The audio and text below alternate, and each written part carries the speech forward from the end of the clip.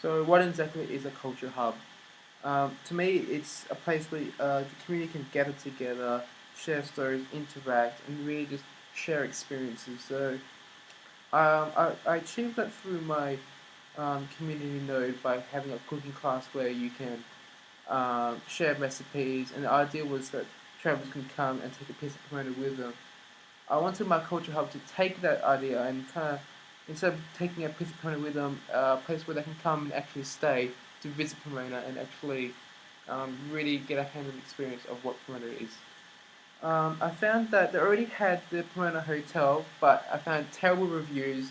It was paper thin walls, very run down, and the manager was drunk and very abusive. So I knew there was a need, um, opportunity to introduce a new cultural gathering hotel area. So I wanted to create a community hostel ran by the locals. The cafe and gathering spots. It needed to draw people in from the train, draw people from Brisbane, and because they get away from the city, see the big mountain, really get a nice country side of life. So these were the aspects I wanted to incorporate into my culture hub. So here is the a quick map of the Pomona. Oh, this is my first site. I really like this site. It's nice and close to the railway. I wanted to be really accessible from people coming from Brisbane, coming on there. And I wanted the site to be a journey because the end point I wanted to have this majestic theatre. It's self-proclaimed to be the world's oldest running theatre, and I thought that'd be a very good landmark to kind of cooperate with. So I wanted the people to come up here, travel through here in there, and before they go into and visit Pomona. The requirements for the site, so I knew it would need a gathering space, cafe, restaurants, rooms. I wanted about 4 to 5 rooms. I wanted something fairly humble, circulation spaces, dining spaces, entertainment. As it's connected to the railway, I want the node to reflect the train carriages in a way to embody the building for the travellers to visit Pomona. So I want like a series of train carriages, kind of like stacked up on each other, each one having a different function, like different community nodes in a way, and it kind of reflects the train aesthetic as well, which worked quite nice, being it so close to the railway. So here is just a quick sketch I did of just kind of train carriage like containers all around, just stacked up into each other. I quite like how like the pedestrian flow goes through here. It kind of cuts the side in half, kind of like as the railway cuts Pomona in half.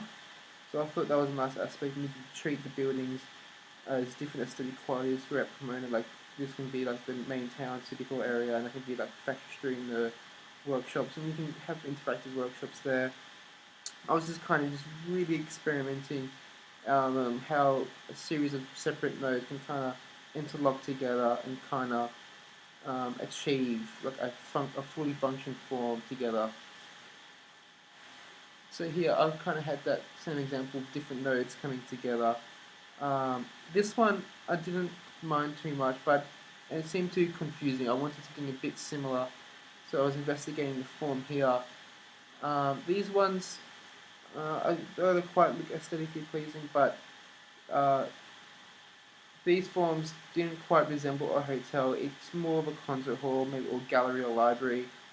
I like the looks of them though, but I don't think it will achieve the quite civic function I need. So as I'll be having restaurants and cafes, it needs to be. I was thinking 4 to 5 self-contained units might not be enough. I would need a couple more to actually have function throughout the site. So I was thinking of having about 6 to 15 units. I haven't fully clarified that yet. So I'll be having them situated still along the railway, but just on the of the north side of the railway station. Still at the size of the journey, maybe like the tracks could come in, have the residential on one side, restaurants and cafes, just like little stepping nodes that kind of get travel through the site. I don't see any problem having the residential so close to the railway because at night time there's no trains at all. It's only two during the day, so there's no site requirements of having residential so close to the rail line. Not like if it's in the city or something. So this idea of housing units being quite it's the same thing but just repetitive. I quite liked, but it did seem too repetitive in a way. I like to have it all the same, but it just the form shows all the same. So here I was thinking maybe a shipping container would be more functional. You can use it for prefab architecture, so you'll be able to um, put interiors in them offsite, put them on a train, and send them off into line up, come off the rail line and assemble it like that. So it'd be really convenient that way. So here I was just experimenting with how different combinations, how the shipping container can be arranged. So I found that the average dimension is 2,350 millimeters by 5,885 millimeters, and I was just experimenting how aligning them I can create spaces and um, this self. These will all be for self-contained studio apartments, or maybe a couple of them might have 2 or 3 bedrooms. I haven't fully assessed the needs just yet. So here was just a quick sketch of the form I was looking to achieve through that. Um, all of these containers are aligned just right next to each other, very parallel, linear, and there's different containers being pushed out, kind of extruded and cantilevered. It creates little balcony spaces, which I quite like. I think I'll be aiming to create spaces like that as well in my final production. So I was just experimenting with containers and how to arrange them and to deliver form and function. So here I was just a rough forehand of how containers can kind of connect together. I also placed little balconies because I did want to have balconies for each apartment. I lined up the bathrooms so it would just be easier for plumbings and things like that. Um, so here it's the same form aesthetic, but here instead of having all the containers linear and parallel, I've got some going the other direction. It's more interlocking, and I think it gives it more of an interesting form as well. The residential house needs to be elevated off the floor to create balcony spaces. So here I've got residential on the floor. I probably won't be doing that. I like the idea of it seems too public. If you go to walk by someone's bedroom, so I'll need to offset that and put maybe some public spaces at the bottom or public spaces on the top. Still working on that one. Here I just another work with just better rearranging the apartments and the studios. Um, but the biggest challenge I found here was creating these little balconies here. It kind of takes away from this aesthetic. It kind of softens them, rounds off, rather than having it all sharp and linear and then cantilevering heaps. These little balconies kind of take away from that aesthetic, kind of soften and makes it more of a rectangle rather than a irregular form which I was kind of going for. Um, Here, just experimenting with circulation spaces enclosed in the facade. Um, yeah, so here I've got like a kind of finished form of how I would like something to roughly look like, and then my idea was to get shipping containers and just place them and see if I can jigsaw puzzle them into the form I kind of wanted to achieve. Um, and then this is the ground floor, so I've got some restaurants and cafes that are separate little nodes from the actual residential. And here I experimented with offsetting the containers at a 45-degree angles just to create more views and just to make it more aesthetically pleasing. Here I created a space that kind of cantilevers and balconies across this space and goes over to the top of the restaurant. I quite like that idea. I investigated more here of a space that cantilevers over that. It's quite good. The space it creates a nice opportunity with views and openings. But I also thought maybe this space could go over the rail line so the train can go through, which would be very aesthetic pleasing soon. The public space and the bottom residential space between the two large grass. So the bottom here, I was thinking of big, large planes openings, just kind of give it the illusion as these were almost floating. So I want to conceal the construction and have glass facades and all around, just to kind of make it look more pleasing, more open and public at the bottom and more private at the top. So here I experimented if I was possible to have shipping containers going over the train lines. I found that the train height and functions is about 6 meters, so I would roughly have to have 4 stacking um, shipping containers to go over that. And I think having 4 stories is just defeats the purpose of my architecture. It's not meant to be too dramatic and too big.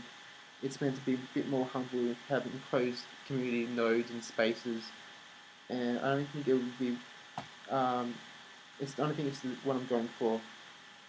So here I was just more experimentation with the form. Here I was offsetting each container, making more different views. I think this function, this form here is what I'll be going for towards the end. I've got open exposed bottoms where you can have cafes, and I'm thinking of incorporating like a gallery or something that introduces like or communicates the history of Pomona.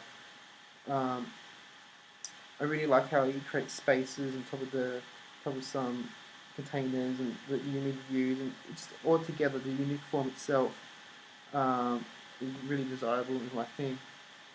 So here I came to reevaluate the um, arrangement in which you can um, rearrange the shipping containers. The other way I was rearranging them in a floor plan aspect, just very cut and shown, but these ones are more three-dimensional, creating more unique space. Like this one here, you'd be able to go up the stairs and create openings and shows and balconies onto this one, and just for more space.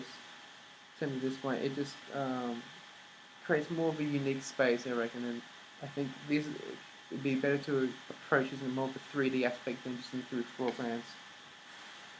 So here's just a quick floor plan of the ground public space. So you'll be able to, it's all open, so you can pretty much entry from any direction. So you can have like a restaurant and storage and bathrooms over here. Here's like an open cafe that faces the street. It would just be all open plan. The support would be probably I-beams or columns, and with some steel cross bracing just to help it support. I want it to be as open as possible, just to really give that um, aesthetic of like this is almost floating and just the most minimal structural support. Um, so in this lobby and gathering area, I'll probably introduce maybe like a gallery of Pomona's history, something more interactive to make more opportunities, or maybe a cooking class on my community node. Here will be a circulation space that goes up to the residential areas. I was thinking something just like that, but just by getting one of the containers and tipping it, it seems more inviting as a circulation space rather than a space like this where just a circulation enclosed. It just like that and this. It just this here feels more inviting. It feels more direct to show that's a circulation space. Also aesthetically, it looks a lot better. Here I've just revisited the residential apartments. I'm just looking at investigating and how things would be laid out. Is all 1:100. I quite like this little arrangement, how it creates spaces here. That's all I'm investigating for the first week of my Cultural Hub. See you next video.